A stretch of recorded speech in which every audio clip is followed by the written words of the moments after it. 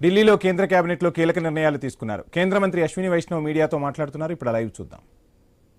आ सकते हैं उधर जो नॉर्दर्न दिल्ली और वहां से आएंगे उनके लिए कनेक्टिविटी हो गई, और ये येलो लाइन से जब आएंगे सेंट्रल सेक्रेटेरिएट पे इंटरचेंज करके गुरुग्राम से और छतरपुर और वो वाली साइड से जो आते हैं उनके लिए भी यहाँ पे कनेक्टिविटी हो गई।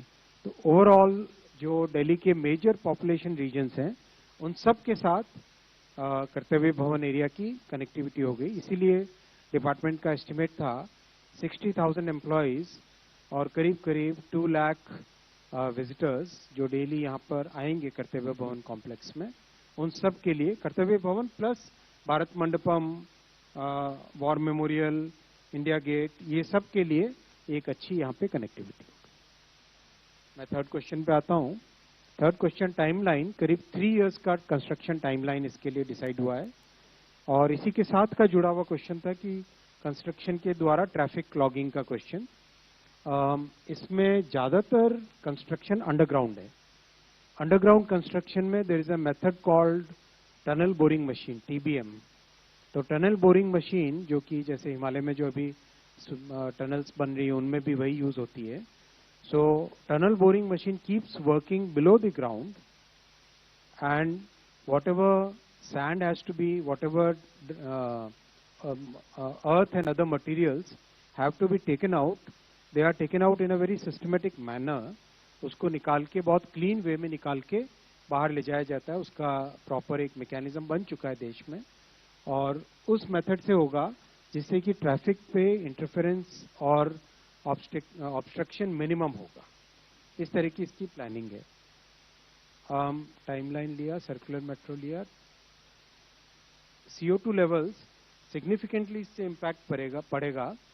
दिल्ली में ओवरऑल मेट्रो का बहुत अच्छा इम्पैक्ट है। करीब 65 लाख कम्यूटर्स आज डेली यूज करते हैं on an average. There are peak days when Delhi metro has carried even 80 lakh people. 80 lakh people भी कैरी कर चुका है Delhi metro on peak days, and 65 is the average. So that's a very significant number. Imagine if that number, this infrastructure is so important. Without that, Delhi's condition would be significantly far worse, और इसीलिए इसको network को और ज़्यादा बढ़ाया गया है। ये एरिया प्रोटेक्टेड एरिया वाला क्वेश्चन था। ये एरिया बेसिकली इस तरह का एरिया है कि इसमें कंप्लीट एरिया को डिस्टर्ब किए बिना और within the norms of law which have been framed by our parliament, इसमें अंडरग्राउंड होगा construction most of the work. जो आपका क्वेश्चन था कि इस कर्तव्य भवन वाले एरिया को इसमें डिस्टर्ब तो नहीं होएगा, इसमें एरिया डिस्टर्ब नहीं होएगा। इसका कंप्लीट कंस्ट्रक्शन अंडरग्राउंड ही रहेगा। पार्किंग के लिए हर जगह सुविधा की गई है। फिर भी आपका ये फीडबैक हम सीरियसली लेंगे। मैं डिपार्टमेंट के ऑफिसर्स जो यहाँ पे बैठे हैं उनको कहूँगा कि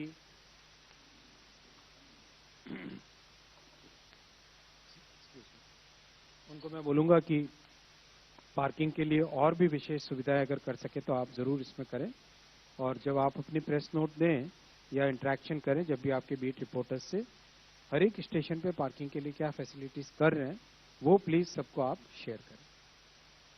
फीडर लाइंस का भी इसी तरह से आप शेयर करें। फीडर लाइंस भी प्लान में है, पर फीडर लाइंस और पार्किंग का डिपार्टमेंट की तरफ से आपको प्रॉपर डिटेल्स दिए जाएंगे। एयरपोर्ट कनेक्टिविटी इससे सिग्निफिकेंटली इम्प्रूव होगी, क्योंकि 2 जगह से इसकी एयरपोर्ट की कनेक्टिविटी आ रही है। जो नोएडा फरीदाबाद से रहते हैं वो इस नेटवर्क के जरिए से जुड़ेंगे, इस नेटवर्क के जरिए से जुड़ जाएंगे। ये जुड़ने से टर्मिनल 1 की जो कनेक्टिविटी ऑरेंज लाइन के साथ है और ये पिंक लाइन के साथ आई, वो कंप्लीट अपने को बेनिफिट, कई सारे एरियाज को इससे बेनिफिट मिल जाएगा। और जो दिल्ली के दूसरे एरियाज से आने वाले, नॉर्थ से आने वाले, वो ऑरेंज लाइन के साथ यहाँ से जुड़ जाएंगे। आपको देख रहे हो रेड और ऑरेंज का इंटरसेक्शन। और इधर नोएडा से जो आएंगे वो सीधा यहाँ पे ब्लू लाइन से आने वाले लोग भी सीधा शिवाजी नगर पार्क पे इस नए वाले कॉरिडोर से आ जाएंगे। शिवाजी स्टेडियम से, सॉरी शिवाजी नगर नहीं, शिवाजी स्टेडियम स्टेशन से जुड़ जाएंगे। अगला set centre. Now central and right 184 बीच में दीजिए फिर इधर आए। सर मैं दीपक उपाध्याय हूँ। सर जो गुड़गांव आप जो काफ़ी लोग रहते हैं जो नोएडा से जाते हैं उसके लिए कनेक्टिविटी तो आप कालिंदी कुंज से तुगलकाबाद दे रहे हैं, लेकिन एक लाइन पहले प्रपोज थी फरीदाबाद टू गुड़गांव जो सिर्फ हरियाणा के लिए थी, क्या उसके बारे में भी कोई विचार हो रहा है? राइट साइड में थर्ड रो 167। सर मैं सुजीत ठाकुर दैनिक भास्कर से। ये आपने कहा कि जो कॉस्ट इसका है वो 50% स्टेट गवर्नमेंट 50% सेंट्रल गवर्नमेंट और तीसरा कंपोनेंट लोन का है, वो क्या कैबिनेट में आज जुड़ा है? क्योंकि पहले तो 50-50%